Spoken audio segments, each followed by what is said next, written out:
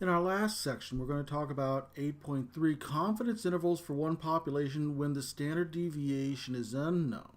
And you'll recall there were a few instances when we had smaller size samples in the last section where the normal distribution, the normal confidence interval was not going to work. So we need to look at a new curve. And this curve is slightly modified from our normal distribution in that it depends on the sample size. You'll recall that a normal curve was unaffected. The standard normal curve retained the same shape every single time. In the t-curve, that's different. The t-curve is, you'll see the standard normal curve here shown in green. In the t-distribution, the t-distribution takes the shape of a normal curve. However, its shape changes depending on the sample size. You see these numbers here that say df, that is degrees of freedom.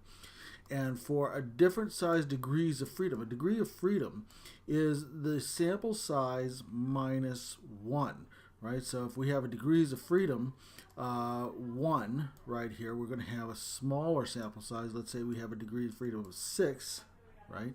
We're going to have a different size shape. So that curve changes. What the implication for that is that unlike the normal curve shown here in green, all of our probabilities associated with this t-curve, let's say this one shown here in blue, is going to change depending on how we find that probability. So that probability is going to change. Now we do have a t-distribution table found in Appendix 3 of our textbook, and we can talk about that. But basically we call it a studentized version of the sample mean. That's the student t, right? So the student t is the actual author of this curve was author by the name of student, which is interesting. Anyway, when we say studentized, we're talking about the author of the curve, student. And the studentized version of the sample mean, suppose that a variable x of population normally distributed with a mean of mu. Then for samples of size n, we're going to use what's called t-distribution. The t-distribution is going to be a distribution a lot like the z-distribution, right? You'll notice that we approximate it the same way. We take the sample mean minus the population mean, divided by the standard deviation for the sample, that's s, divided by the square root of n. And so this t-distribution has n minus 1 degrees of freedom. So if we have a sample size of 15, we're going to have a t-distribution with 15 minus 1, that is 14 degrees of freedom. Now there's some properties of the t-curve very similar to the properties of our normal curve.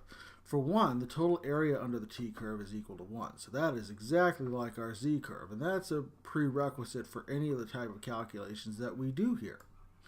The second one is that a t-curve extends infinitely in both directions, approaching but never touching the horizontal axis as it does so. Again, this is exactly the same as our z-curve, our standard normal distribution. And one more is that the t-curve is symmetric about 0.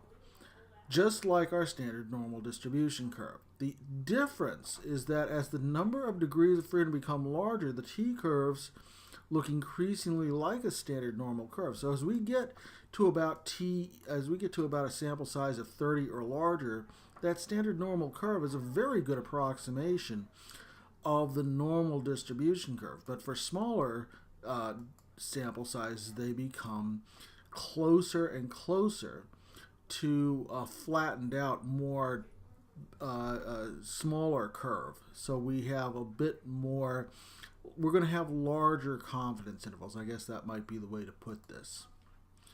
As an example of our t-distribution, notice that the way that we treat it, the t-table is going to look a lot different. But the way that we might read it right here is that on the left column, we're going to have our degrees of freedom, which is our sample size minus 1. And you see down here t.0.10 or t.05.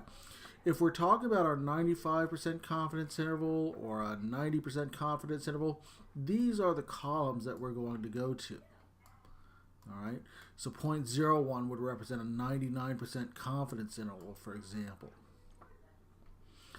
So we're going to talk about how we're going to get these values. We're actually going to use Excel to do this, however, so we'll talk about that. But here, the procedure for using the t distribution is an awful lot like the procedure that we use for using our z distribution in the last set of examples. So we're going to try that here. Now we're making this assumption that we're taking a simple random sample, that the normal distribution, that we have a normal population or a large size sample, right? And that the standard deviation is not known.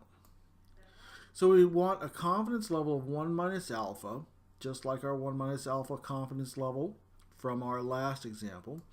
We would use table 4, however, to find t of alpha over 2, with our degrees of freedom being n minus 1.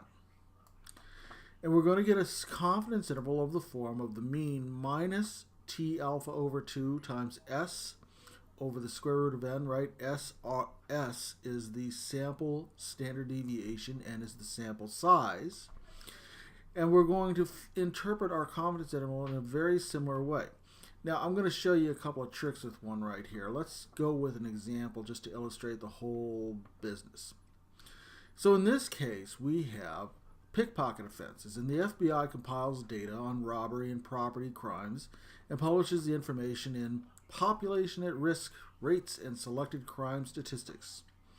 So we did a simple random sample of pickpocket offenses yielding losses in dollars shown at the table right. Now you've got a table of 25 values right here. So this is less than our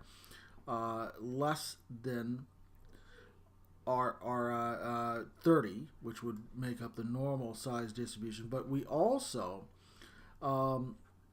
in this table right here, we're using the losses in dollars shown, right? So the losses in dollars typically found in these things. And we're going to use Excel to develop a 95% confidence interval for the mean loss mu of all pickpocket offenses. All right, so how should we do this? Well, we're going to enter in the data right here. And I've done that, and then I've sorted the data from smallest to largest. I'm going to show you why. So let's go to our Excel spreadsheet right here. And I've taken all of our offenses right here and the dollar loss. And I noticed that in a couple of cases, we actually have what look like to be outliers. Well, the reason that I ordered the data was to do the following. You've seen in a couple of examples in the last chapter where they use something called a normal probability plot. I'm going to show you how we're going to do a plot right here. Here's what we're going to do. We're going to highlight this table right here, and the very first thing to do, you make sure this data is ordered. Okay, if this data is ordered, we can see what's going to happen, and I'll show you what happens in this case. We go to Insert, and we're going to choose just a scatter plot, a normal scatter plot, and look at this thing. Okay, let me explain what's happening on this scatter plot. It looks like we have a mean that's right about 600 here, maybe. Right, kind of close to the 600 level, but look at what happens. Our value of $26, right? Look, that's a very small one right down here at the very bottom. It just looks like all of these others are following sort of this line that goes up. It's not normal distribution, but it is a distribution in which we see that the value of 26 is very low as compared to the others. By the way, there's another value up here at the very high end. We see that 1,064 is definitely off. Well, these two values to me represent it looked like an outlier. All right. So what we're going to do is that we're going to say, well, let's trim these outliers, right? If these values are really looking far off from the curve, it might be worth our time to do that. And in this case, we're actually going to do that. So of our 25 data points, we're going to go through. We're going to use this. Now, another way, by the way, of getting that is to find our mean right here for our data points with those 26. But let's see, if we were to find the mean right here, let's just take an average just so that we can see it. If we take our average, equals average, and what we're going to do is we're going to take all of our pickpocket offenses right here. There they are. Close that. Okay. We see 513.32. So let's make a column right here, and just so that we can see it, Let's take the difference between our value for our pickpocket offense. So in this case, our value of 26 minus our pickpocket offense, so we say 513.32. And let's just take a look at all those values going all the way down. So I'm going to copy this formula, grabbing onto that little box at the bottom left there and show what happens. Look at all these values right here. 487. That's a huge difference between this and the next lowest value right here. By the way, 550 and 369, that's also a huge difference. That's why I'm saying these endpoints look like they're going to be outliers. So we're going to leave this off of our mean right here. Let's redo our mean. And this time, let's take our mean to be the values starting at 207 right here and working our way down to everything but the 1064. Okay. So our mean pickpocket offense seems to be about $510. So that seems more or less correct looking at our table right here. Our standard deviation, well, let's get our standard deviation based on those 23. So notice that what we're doing right here is we're going to ignore these values here and here as outliers. So we're only taking our values for our standard deviation from our middle 23. So we're going to get standard deviation. And we have to choose the one that says standard deviation dot S, not P, right? Be very careful. That's for a sample standard deviation. So we'd select all our values down to 883, not including that 1064 there. And that's our standard deviation. Now we're going to get our margin of error. And let me show you how we do this in Excel for a t distribution. First of all, we know it's a t distribution because our sample size is less than 30 and the mean was unknown. All right, but the standard deviation for the population was unknown, so we have to use our sample standard deviation. So here's what we're going to do. We're going to go equals confidence, and you see that one of the choices says .t, so let's choose that, confidence.t. Now we're going to use a t distribution table, and it's going to depend on our sample size. So the alpha level we want is 0.05, just like we wanted for any 95% confidence level. Our standard deviation, we're going to choose our standard deviation from above, so that's 224.566. We'll just select the cell. And our sample size is 23 now. Well, there it is. This is our margin of error, 97.109. We're going to use 413 to 607 as our confidence interval. All right, so let's go back and see what all this means. We have a t, by the way, our confidence level of t.2074 if you go to your standard deviation table, right, to your table for t values. We would take S as 224.57 and N equals 23. Remember, we dropped those two offenses right over here that were our outliers, the 1064 and the $26 offenses. So our mean was 510. Standard deviation. So our confidence level, we're saying that our population mean right here would be somewhere between $413.45 and $607.67. Right? This is our confidence interval for the population mean, and the way that we've gone about this is to trim the outliers in order to find that. Okay. For the remaining problems on this worksheet that you guys are looking at, you're going to use my program called the confidence interval generator.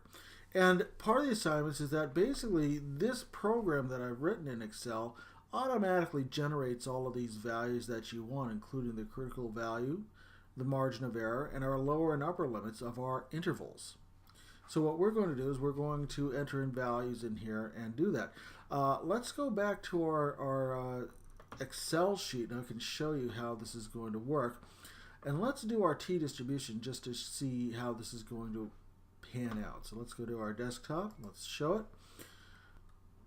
Here's my generator right here, my means generators. Notice that I put in here a little information on when we can use the z interval distribution, but we're going to use the t distribution based on our last assignment. So here's what we do. We enter in our sample size, and remember that we said our sample size was 23.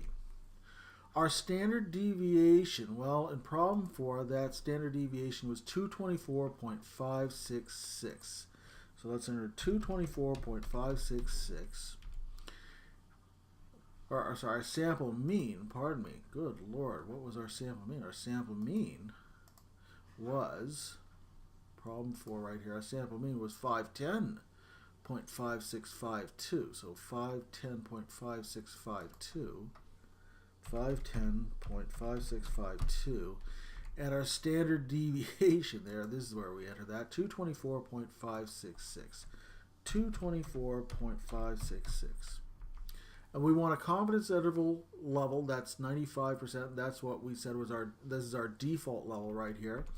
And just as we stated, our critical value was 2.07 and our margin of error was 97.109. So our standard pickpocket offense would be between 413.46 and 607.67. This confidence interval is going to be the one that we're going to interpret. And we're going to say that, at least in this example, that based on we are 95% confident, based on our sample of 23, that the average pickpocket offense is going to be somewhere between $413 and $607. But this is your assignment now, so pick one of those problems that you'll be putting on your discussion board, and there it is. Good luck with it, and more to come in the class.